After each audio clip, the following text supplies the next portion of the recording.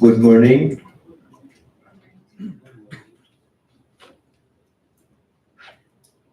We are again present to here today for the private conference for civil works under invitation to bid number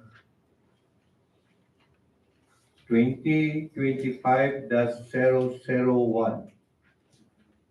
We are live via YouTube in compliance to Department Order number 6, series of 2024, which directs us to stream activities like this for accountability and transparency of procurement processes.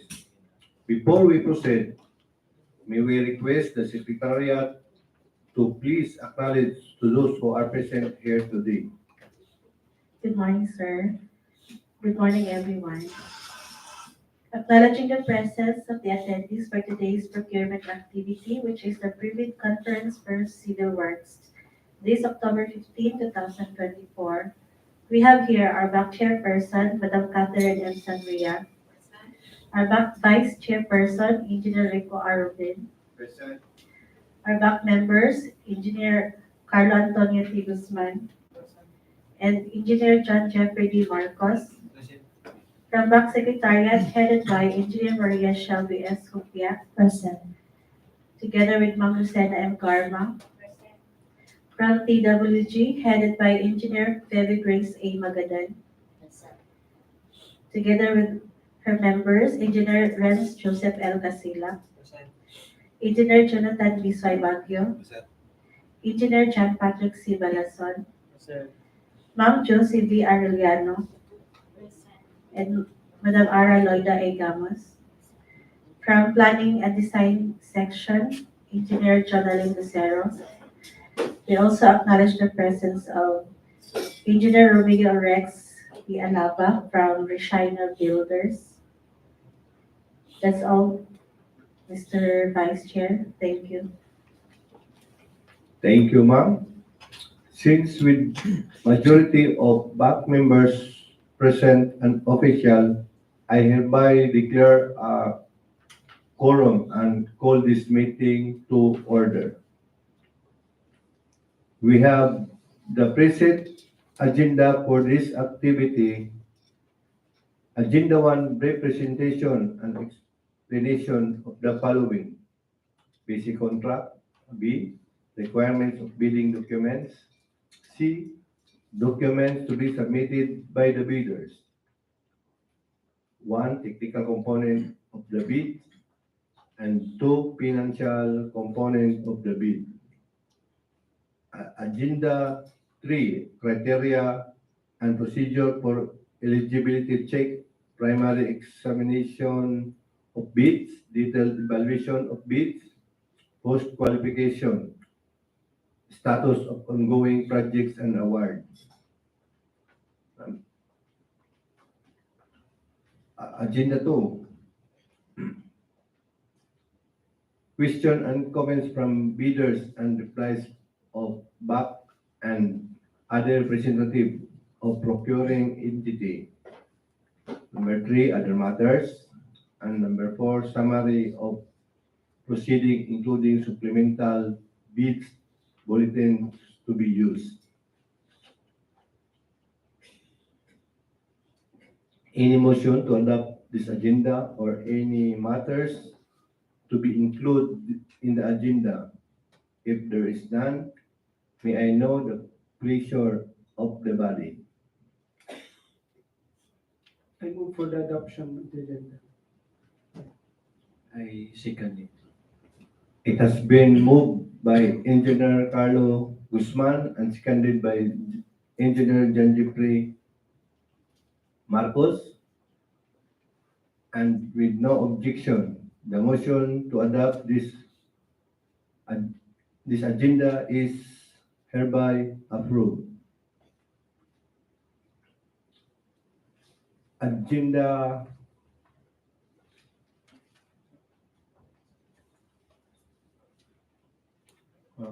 First, in order of business is the explanation of basic contract data, including contract description, EBC, and duration.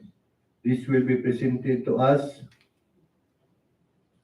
by planning engineer, Engineer Lucero. Ma'am, Okay, good morning, everyone.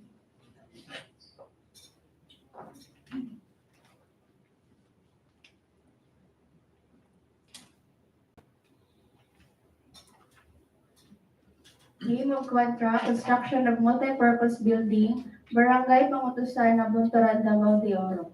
With the contract ID number 25LA0002, location Nabunturan, Davao de Oro.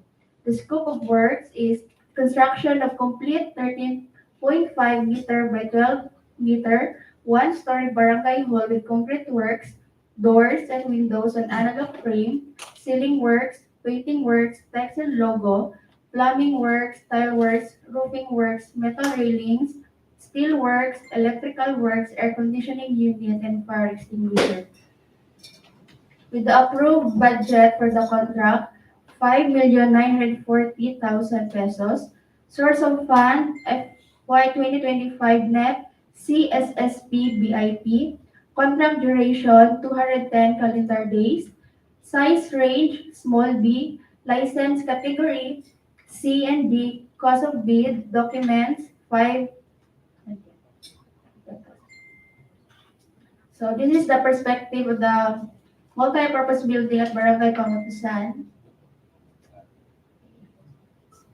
So the floor plan with the 13.5 by 12 meters. So this is the floor plan for the barangay hall. So the front view elevation and the rear view elevation.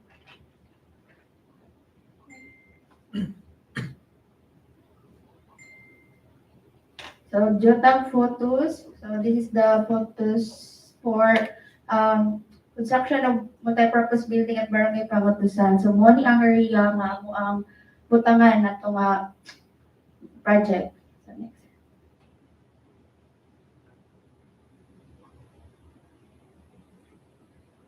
Okay, for the next project, name of contract, construction of multi-purpose building, Barangay Magading, Nabunturan, Davao de Oro, with the contract ID number 25LA004, location Nabunturan, Davao de Oro. Scope of works, construction of complete 13.5 meters by 12.0 meters, one-story barangay hall with concrete works, doors and windows and analog frame, ceiling works, painting works, text and logo, plumbing works, tiles works, roofing works, metal railings, steel works, electrical, air conditioning unit, and fire extinguisher.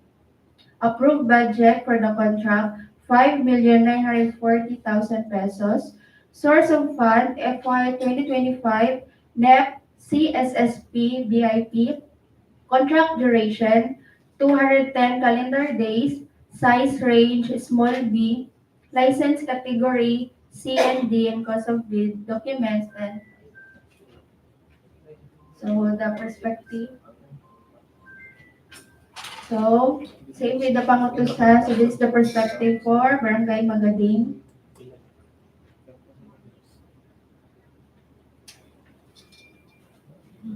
Okay, the floor plan. The front view elevation and the rear view elevation. Right side view and the left side view.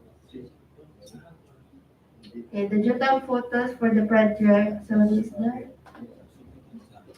location.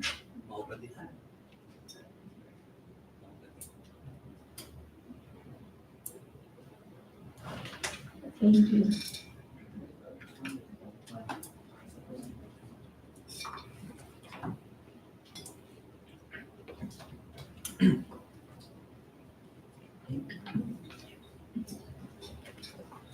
thank you, Engineer Lucero, for your explanation of the projects to be procured by the interest bidder. Next in the order of business, requirements of bidding documents, documents to be submitted by the bidders. Number one, technical component of the bid. Number two, financial component of the bid. And D, criteria or procedure for eligibility check are through audiovisual presentation.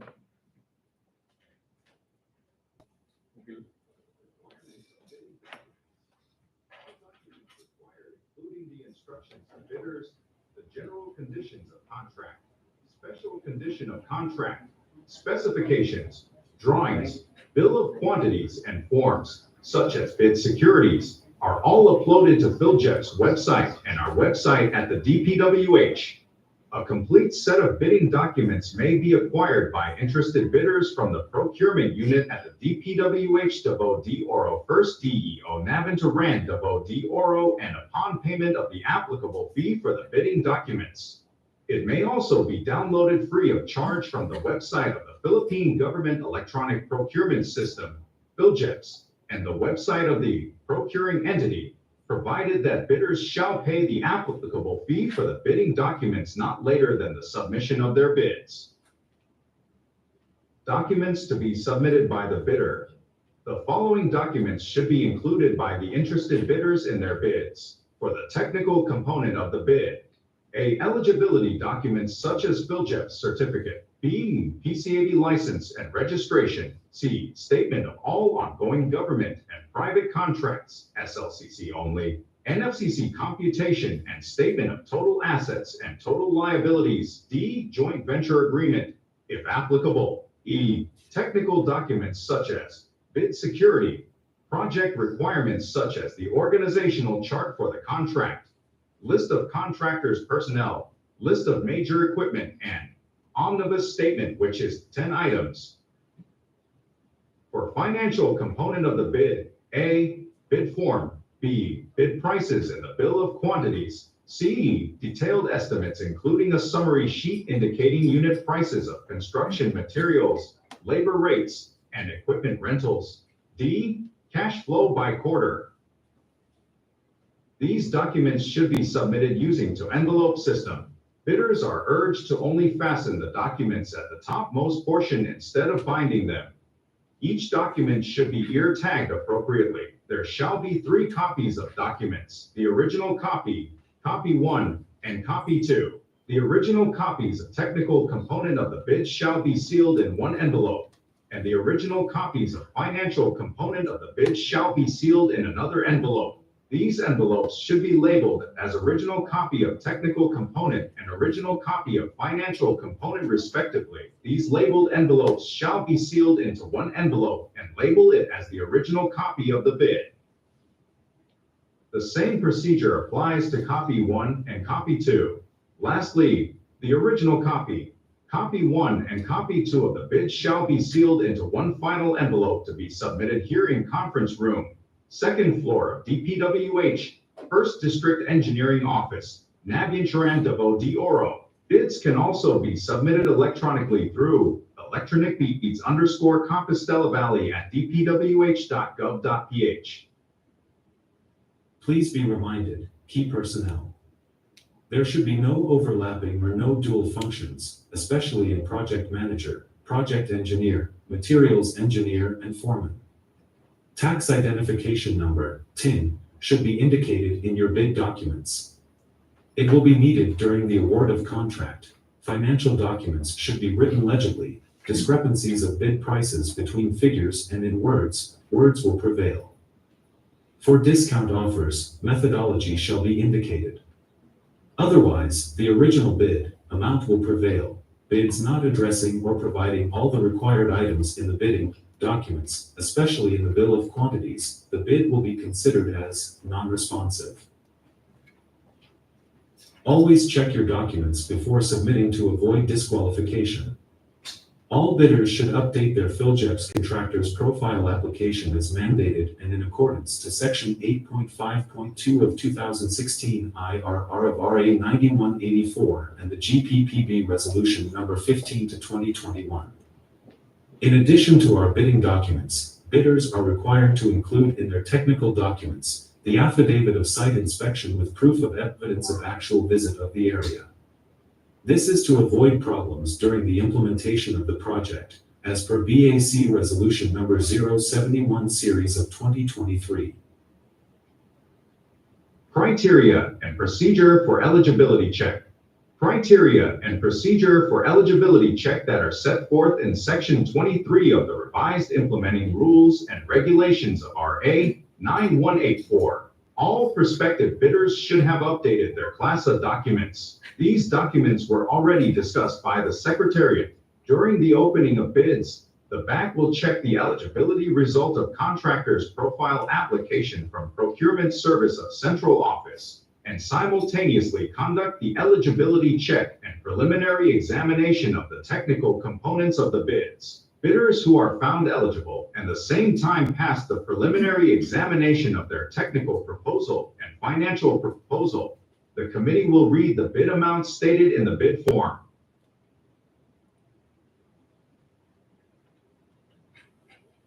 We are now through with Agenda 1.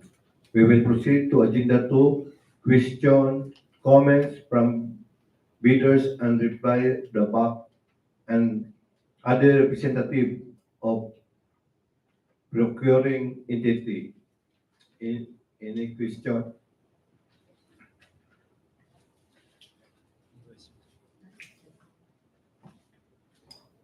Good morning. Clarify ko lang yung sa yung presyo nung sa documents kasi yung sa first 5,000, yung sa second 10,000. Same ABC lang po yung project.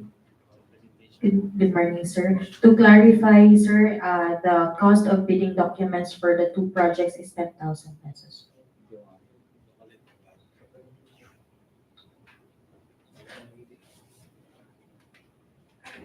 Any questions?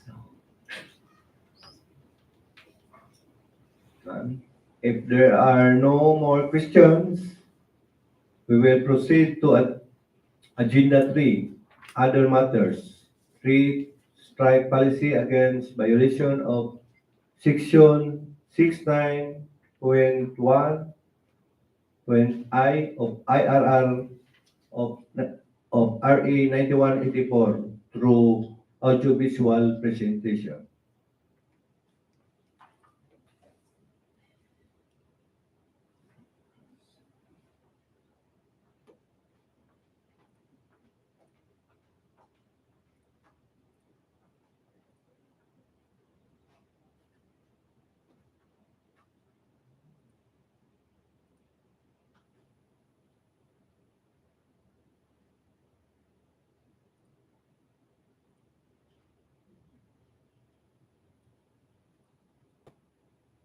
Three-strike policy, introduction and policy objective. In order to establish a fair and transparent system for managing offenses committed by bidders in the procurement of infrastructure, goods, and consulting services projects through public bidding, the Department of Public Works and Highways, DPWH, hereby introduces an updated three-strike policy. This policy is aimed at enforcing adherence to the procurement guidelines stipulated under Section 69.1.I of the 2016 revised implementing rules and regulations, R of Republic Act, or AE 9184. Under this policy, if a bidder commits three offenses or acts described as all other acts that tend to defeat the purpose of competitive bidding, they shall be subjected to an administrative penalty. These offenses, acts are further classified into three major categories, as enumerated below. Classification of offenses that triggers the three-strike policy and exceptions. 1. Withdrawal from the bidding process, submission of a non-participation letter, or failure to submit a bid after purchasing the bid documents. However, the Bids and Awards Committee, BAC, recognizes certain valid reasons for these actions. A. If upon computation prior to bid submission, the bidder determines that their proposed bid price will exceed the approved budget for the contract, ABC. To substantiate this, the bidder must provide evidence. Acceptable proof includes, but is not limited to, a detailed budget estimation or a market price report. B, if the bidder, after reviewing the bidding documents and evaluating the available market options, determines that the required goods or supplies either are not available, or that the available alternatives do not meet the specified technical specifications. Additionally, if providing the specified goods or supplies would require the bidder to incur costs exceeding the competitive and financially viable range, or if adherence to the specifications would lead to a bid price that is not economically favorable, the bidder may withdraw. To validate this reason, the bidder should present an affidavit demonstrating that participating in the bid under these conditions would be financially unsustainable. 2. Submission of late bids without valid reasons as determined by the BAC. Exceptions will be considered under extraordinary circumstances such as force majeure. This refers to unexpected and unavoidable external events that impede or prevent a bidder from timely bid submission, as defined in Article 1174 of the Philippine Civil Code. 3. Submission of patently insufficient bid. A patently insufficient bid here refers to a bid that fails to include or comply with certain mandatory requirements. The determination of whether a bidder committed such an offense may occur as outlined below. A. During eligibility screening and/or shortlisting. I. Submission of an expired certificate of Philippine Government Electronic Procurement System, PhilGPS, registration, platinum membership, or a certificate of PhilGPS certification containing expired Class A legal and financial documents as determined during the eligibility screening. Failure to include certificate of employment, contract agreement among permanent personnel and staff of the firm, and curriculum vitae in the application for eligibility and shortlisting, AES, which are evaluated during the shortlisting for consulting services projects. B. During bid evaluation, failure to submit required bid forms, as outlined in Annex C detailing the complete list of required bid forms. 2. Submission of incomplete, insufficient, or defective documents due to the non-inclusion and/or omission of mandatory provisions and statements for the required bid forms, as per Annex C outlining the mandatory provisions of required forms.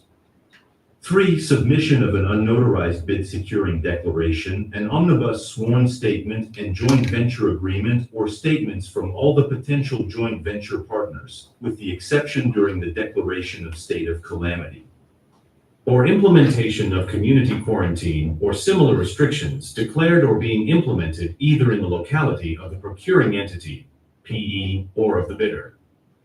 4. Submission of the bid form, price schedules, bid securing declaration, omnibus sworn statement, and joint venture agreement, JVA, without the name, legal capacity, and signature of the bidder or its authorized representative.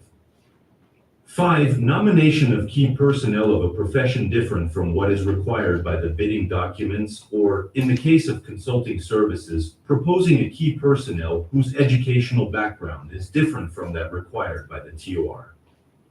6. Failure to submit proof of ownership, lease, or purchase agreement of pledged equipment. 7.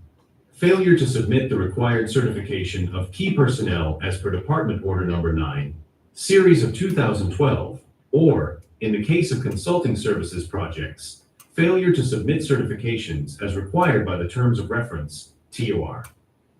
8. Failure to comply with the required minimum number of key personnel and equipment as stated in the bidding documents. C. During post-qualification. 1. Participation in bidding for consulting services or good and services contracts by a bidder whose business type category, as indicated on the mayor's permit, does not match or are unrelated to the contract being bid for, as determined during the post-qualification process. 2. Participation for infrastructure projects by a bidder whose allowable range of contract costs, RCC, as indicated on the CAB license, does not match with the specific requirements of the infrastructure project being bid for in terms of category, classifications, and size ranges. Enforcement and penalties. If a bidder commits any of the three major offenses or acts listed above 3 times within a year starting from the approval date of the resolution recommending the imposition of strike 1, first warning, which is counted as day 1, through day 365, and if these 3 offenses are similar or identical nature, it will trigger the enforcement of the stipulated administrative penalty, suspension from participating in all DPWH procurement activities, and entering into contract with any DPWH procuring entity. Subsequently, as per the procedure outlined in Annex A, this may result in the blacklisting of the suspended bidder, thereby disqualifying the bidder from participating in any government procurement activities for a period of 1 year. In conjunction with blacklisting, the bidder will also face bid security forfeiture and must comply with the enforcement of the bid securing declarations condition. In more severe instances, when the bidder commits another set of 3 similar offenses, or more than 2 sets of 3 similar offenses instances, where more than 6 similar offenses occur within the said 1-year time frame, the bidder may be subjected to an increased penalty, resulting in blacklisting for a period of 2 years. The effectuation for the penalty of either 1 or 2 years, as applicable, will be clearly stipulated in the blacklisting order, with the provision that the duration of blacklisting shall not exceed a maximum period of 2 years, commencing on the date the blacklisting order is approved and issued by the Secretary. In enforcing these penalties, the DPWH emphasizes the need for a clear and fair procedure. When an offense leading to a strike is identified, the erring bidder will be promptly notified by the Bids and Awards Committee, BAC, and given a chance to explain their actions before any final decision is made. This procedure helps ensure a well-informed and fair judgment. Furthermore, if it is suspended due to 3 strikes, they have the right to file a request for reconsideration as per the procedure in Annex A. This gives the suspended bidder a formal way to challenge the suspension, showcasing the department's commitment to due process in enforcing the 3-strike policy. 4. Due process and implementation. To ensure that due process is upheld across all stages of procurement, from eligibility screening and shortlisting to bid evaluation and post-qualification, it is essential for the BAC and its technical working group, TWG, to meticulously verify the monthly consolidated strike report's updated version at each stage of the procurement process. All BACs are tasked with actively monitoring these updates to accurately track the infractions committed by bidders. Notably, even if a bidder has accumulated 3 strikes, this alone shall not be grounds for ineligibility, disqualification, or post-qualification until the suspension order is approved by the Secretary and officially posted on DPWH website. Moreover, if a suspended bidder has filed a request for reconsideration, the awarding of the contract may be deferred until such request is resolved. This approach ensures the integrity and coherence of our procurement system, reflecting our dedication to a transparent and fair process for all participants. Failure of the concerned DPWH personnel to implement the provisions of this order shall, after due process, make them liable to the penalties prescribed for violation of reasonable office rules and regulation in Rule 10. Administrative offenses and penalties of the 2017 Rules on Administrative in the Civil Service dated the 3rd of July 2017. This order shall take effect immediately and shall supersede Department Order Number 17, Series of 2015, Department Order Number 35, Series of 2008, and all other issuances that are inconsistent with this order. Additional information. Only accredited contractors and consultants project engineer shall assign to handle the project in compliance to Department Order DO 118, Series of 2024. Guidelines on the accreditation and assignment of contractors and consultants project engineers.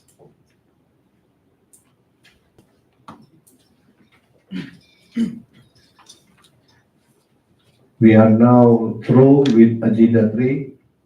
We will now proceed to the last agenda, summary of proceeding, including supplemental bid bulletins to be issued, to be presented by Engineer Maria Shelby Hopia. Ma'am. Thank you, Mr. Vice Chair. All agenda for pre-bid conference are well explained and discussed by the Secretariat and the Planning Engineer. Prospective bidders are advised to visit anytime the DPWH and PhilJobs websites for any issued supplemental bid bulletin. Also, dropping of bids will be on October 29, 2024 at 10 a.m. and will be open after all bids have been received and recorded. Additionally, these projects are undertaken through early procurement activities or the EPA. The award of contract for these projects may be only made upon approval and effectivity of GAA as specified in the 2016 revised implementing rules and regulations of IRR of RA Republic Act 9184. Appendix 31 guidelines on the implementation of early procurement activities. That's all, Sir Back Vice Chair. Thank you. Thank you, ma'am. All the business in the agenda will already taken into consideration. May I know the pressure of the body?